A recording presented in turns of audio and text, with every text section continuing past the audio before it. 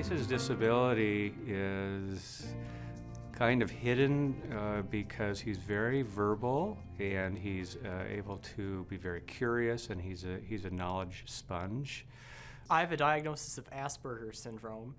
I just think that because of the time in which I live, I've managed to make it quite a lot farther than I would have otherwise. He's behind where we ideally would want him to be. But ARC is going to help in the future in that, wherever he happens to be when we leave. They'll help him get work, get trained, maintain a job, and contribute to society.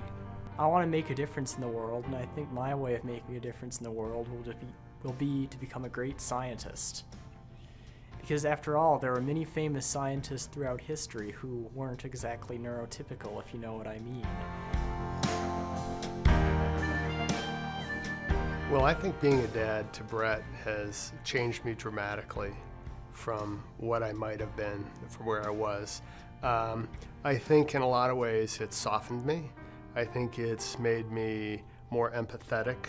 I think I'm more accepting of everyone, and I think I'm a lot less cynical about life.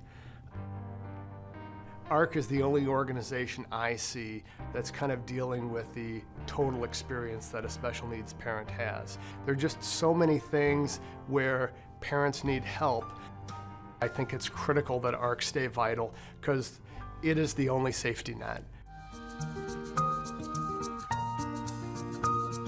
After I graduate, I might visit my friends, see like a model college because I like to model and I love fashion. I can see what I never thought I would see, which is that she will not always live with me. And she has already begun to really stretch herself. I like going with my friends, like parties and bowling and going to nightclubs. I had a fantasy in my mind that transition was very cut and dried, that there was opportunity for job skills and schooling and creativity and lifestyle and living, and I've really learned that's just not the case at all. ARC has really provided us the voice, the resource, that thing that makes you know you're just not alone doing this. Well, Jack is a very happy kid. The best word I could use to describe him is just exuberant. He's just brought so much joy to everyone's life in the family. One of my biggest fears about Jack's future is what is he going to do for the rest of his life when he's not in school, when he's not working. For a long time we've been sort of on easy street, but now that Jack's going to be 18, we've really come to ARC for help with looking at that next stage in his life.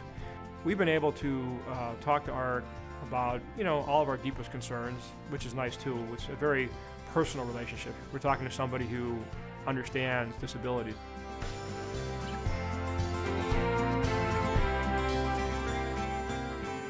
Josh has really endured so much. He's had about 32 surgeries and, countless illnesses and hospitalizations, and he still is very content and he loves life and he wants to participate in everything he can and he bounces back. So he's had a huge impact on our family as far as teaching about resilience and courage and being strong. That's kind of the effect he's had on everybody who's been around him. He's a little trooper.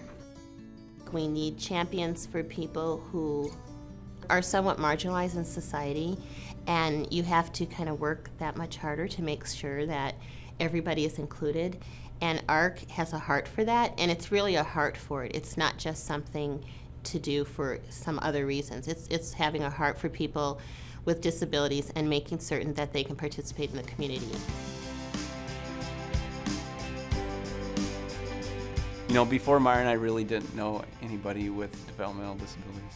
I used to have, I think, a fairly narrow view of here's what you got to do, and then you go through life, and it's a path. It's a very narrow path, and you go step by step by step, and you get to the end. Maren was doing a journal question for school, and she was supposed to talk about something that she was proud of, and she said, "I am proud I can dress myself."